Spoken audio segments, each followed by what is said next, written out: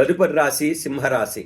మకా నక్షత్రం 1, 2, 3, 4 పాదాలు, పూర్వ ఫల్గుణి నక్షత్రం 1, 2, 3, 4 పాదాలు, ఉత్తర ఫల్గుణి నక్షత్రం 1వ పాదం. మా, మీ, ము, మే అనే అక్షరాల వాళ్ళు, మో, టా, టు, టీ, టు అనే అక్షరాల వాళ్ళు, టే అనే అక్షరాల గలవాళ్ళు దీని కిందకు వస్తారు. ఆదాయం 11 అండి, వ్యయం 2, సంపాదన ఎక్కువ ఉంది, ఖర్చు తక్కువ ఉంది. రాజపూజ్యం 7, అవమానం 3. పొగిడే వాళ్ళు ఎక్కువ ఉన్నారు, విమర్శించే వాళ్ళు తక్కువ ఉన్నారు. గురుగ్రహ సంచారం చూస్తే మే వరకు సాధారణ శుభుడుగా ఉన్నాడండి, ధన నష్టం కలుగుతుంది, కలహాలు రాకుండా చూసుకోండి. మే నుంచి అక్టోబర్కు గురుగ్రహ సంచారం చూస్తే కనుక శుభుడుగా ఉన్నాడు, శుభవార్తలు వింటారు, గౌరవ మర్యాదలు కలుగుతాయి.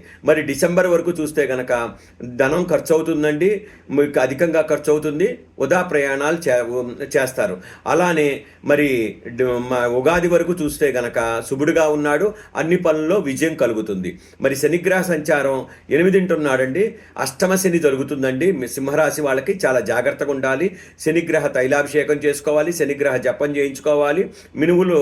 నల్ల నువ్వులు, మినువులు దానమిస్తే చాలా మంచిది. అనవసరమైన గొడవలకు వెళ్ళకండి, బంధుమిత్రులతో కలహం తెచ్చుకోకండి.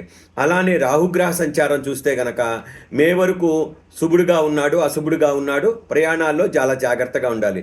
మే నుంచి ఉగాది వరకు 7వ ఇంట ఉండటం వల్ల కొత్త పనులు ప్రారంభిస్తారు. కేతుగ్రహ సంచారం చూస్తే మే వరకు శుభుడిగా ఉన్నాడు, మంచి పేరు ఆదర్శంగా వస్తుంది, చాలా మాట తీరులో మారుతుంది. అలానే మే నుంచి ఉగాది వరకు చూస్తే గనక ఒకటింట ఉండటం వల్ల ఆరోగ్య విషయంలో జాగ్రత్తగా ఉండాలి. ఏదేమైనప్పటికీ సింహరాశి వాళ్ళు కేతుగ్రహ శాంతి ఎక్కువగా చేసుకోవాలండి, సుబ్రహ్మణ్య స్వామి ఆరాధన చేసుకోవాలి. ఏది చేసినా చేయకపోయినా సరే కాలభైరవుడికి ఎక్కువగా పూజ చేసుకోవటం వల్ల చాలా చాలా మంచిది. కాలభైరవ దర్శనం వల్ల శనిగ్రహ దోషాలు పూర్తిగా తొలగిపోతాయి. కాలభైరవాష్టకం నిత్యం పారాయణ చేసుకోండి. అలానే అన్ని విధాలుగా కలిసి వచ్చేట్టుగా ఎక్కువగా కాలభైరవుడు క్షేత్రాలు దర్శించండి, శని క్షేత్రాలు దర్శించండి, మందపల్లి వెళ్ళండి, తైలాభిషేకం నిర్వహించుకోండి, సద్బ్రాహ్మణ చేత శనిగ్రహ జపం చేయించుకోండి. 19,000 నల్ల నువ్వులు ఖచ్చితంగా దానమివ్వండి. స్వస్తి.